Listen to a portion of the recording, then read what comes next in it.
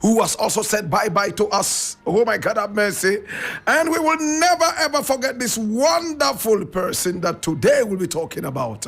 My brother, my sister, this is the African history class, and our class today will last just 5 minutes.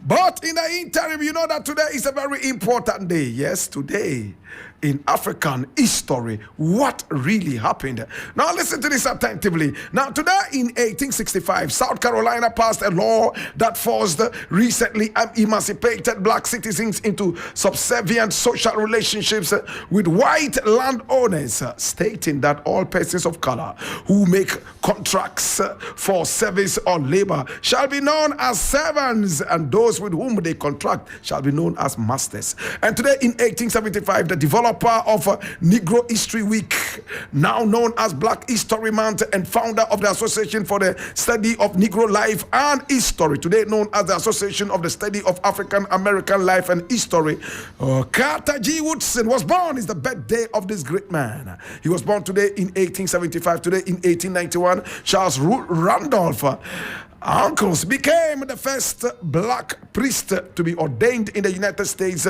on this day in Baltimore, Maryland. And today in 1910, Kwame Nkrumah was only 1 year old. 67 blacks were reported lynched in 1910. Oh gosh. And today in 1914, the Turkish Ottoman Empire's 4-century influence over Egypt ended as the Khedive of Egypt and Sudan, Abbas II, was deposed by the British. Oh gosh. And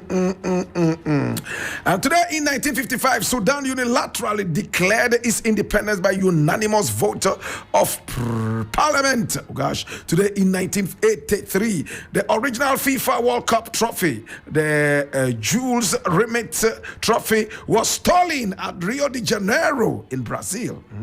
It went down in the Guinness Book of Records as a terrible thing.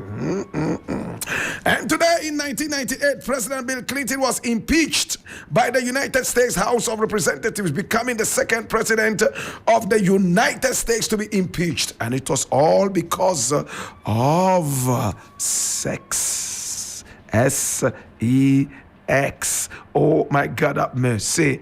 This is the African history class, and my name Black Rasta.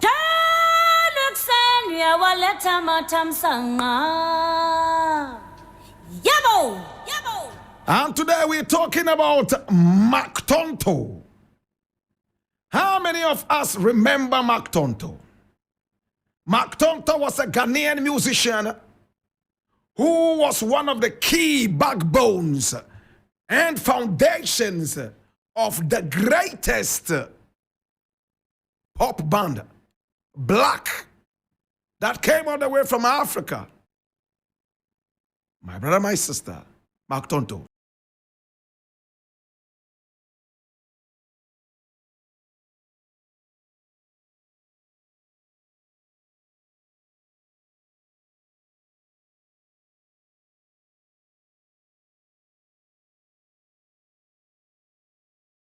Photograph of Mac Tonto. Now, Mac Tonto, in fact, one of the great pioneers of the fusion of African and Western music, was born in Kumasi, the capital of Ashanti.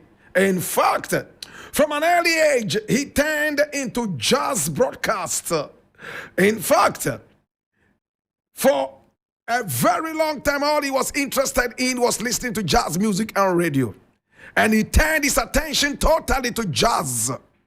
Even on radio, he will tune into no other program but jazz programs.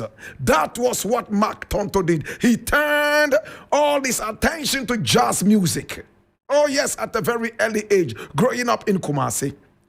Now he even tuned in to jazz broadcasts on the VOA and BBC World Service. As his father played the trumpet, he would sit down and also watch him and tell his father to teach him how to play that. His father played that in the local church in Kumasi. Mac Tonto was a very, very, very lucky man. Why was he lucky? He received encouragement from his parents right from the start, unlike other people who were stopped from pursuing music right here in this country and beyond. Mac Tonto's very first band as he was growing up was known as the Comets. And it was based in Kumasi and led by his elder brother Teddy Osei, who he later collaborated with in forming what was known as the Osibisa. Mac Tonto, oh my God, was a student of fusion. He decided to add African music to Western music and inject that with the power of his trumpet and the flugel horn. My brother, my sister, the Comets cut their teeth playing in Kumasi clubs such as the Jamboree, the Kismet, and even Hotel the Kingsway.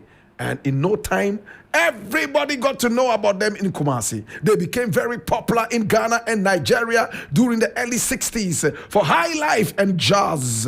And Mac Tonto soon engaged as one of the leading and most progressive Ghanaian hornsmen. He played from one place to place, now experimenting with fusing African and modern jazz styles and using trumpets. Oh, my God have mercy. He was even able to use trumpeters like Miles Davis and Clifford Brown. And the West African high life jazz was on with Mac Tonto. Mac Tonto moved to Accra. And over here in Accra, oh my God, he was part of a band called the Brigade Band. Oh, and this band was owned by Ghana's first president, Dr. Kwame Nkrumah. They played mainly at the state functions that Nkrumah organized and was part of before joining the now legendary Uhuru Band. Uhuru was a big band which played its own brand of high life as well as hits from American composers such as Duke Ellington, Count Basie, and Glenn Miller. Hey! Now, Brigade Band died a natural death or a premature death when Kwame Nkrumah was overthrown. Oh gosh. And Mac Tonto decided to move on. Now, during his time with the Uhuru Mac, he also ran a small jazz combo, the Bogart Sounds Sextet, made up of the pack of Uhuru's sidesmen, and he rocked everywhere he went. His biggest breakthrough came when he left Ghana for Europe in 1968. And when he left, he landed in Hamburg in Germany, playing in various jazz clubs in the St. Paul area. Then after a rendezvous with his brother Teddy and drummer Saul Amafio in Tunisia, the trio traveled all the way to London, and that was where it all happened. They founded what's today, my brother, my sister, is known as the Osibisa Band, the biggest pop band that hits London in the days. Ha, ha, ha. Are you ready? Hey, hey, hey, hey, hey, hey, hey, hey, hey. Everybody get on down. I feel butterfly. I feel butterfly. Be as you and run the club. I feel butterfly.